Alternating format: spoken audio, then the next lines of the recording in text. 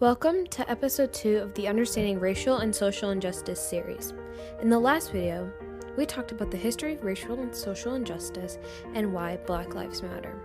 Today, we're going to be hearing from youth with and without disabilities to listen and learn their perspectives and experiences dealing with racism and social injustice.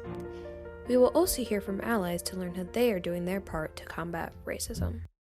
Let's go talk to the youth. So, Sammy, have you ever experienced racism?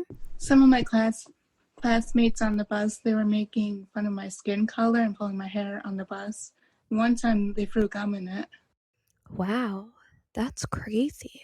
Victoria, have you ever seen your siblings of color discriminated against? So in fifth grade, my brother, he was the only black kid on the bus. And there was this bus driver and she was extremely racist. She would pick on him every day. And so one day, it was after the talent show, and he was playing drums. So then one of the kids said, "Hey Ben, do what you do in the talent show." So he was just drumming on the bus, on the seat.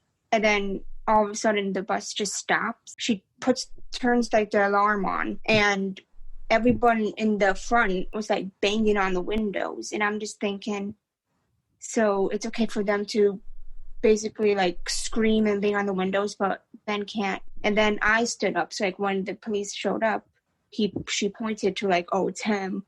So then I said I did it too. I stood up and said I did it too. And she just looks at me and then looks back at him. So he got pulled off the bus, and the cops were asking him questions where do you live? What's your name? And all that. As an ally, how did that make you feel? It made me really angry because it's he's just being a kid. He wasn't hurting anyone or doing anything wrong. All he was doing was tapping on his seat, which everyone did it too, because I did it too. Everyone was doing it. So, Andrea, how did the death of George Floyd make you feel? I think just frustrated that yet again another Black individual was murdered at the hands of police brutality.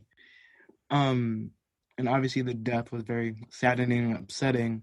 But I think that it has brought a lot of awareness to not only the Black community, but all communities. I think it's been very eye-opening.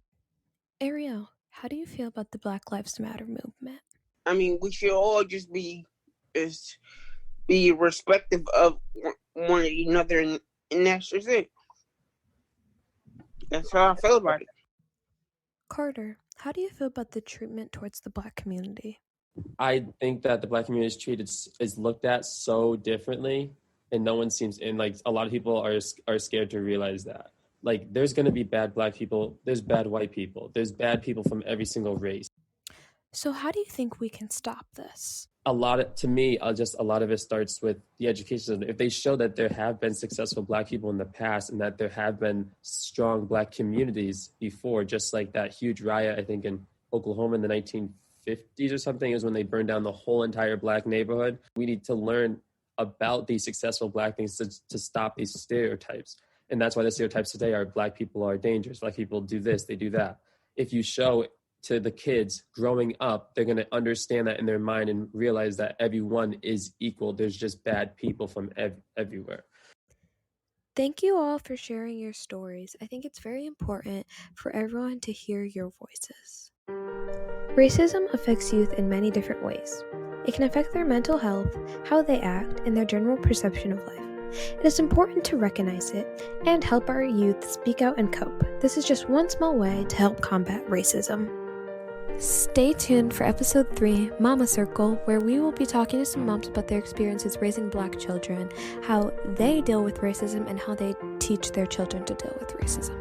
To learn more about PATH, Parent to Parent, Family Voices of Connecticut, and our mission, please subscribe to our monthly newsletter, visit our website, pathct.org, subscribe to our YouTube channel, and follow us on all social media. Thank you.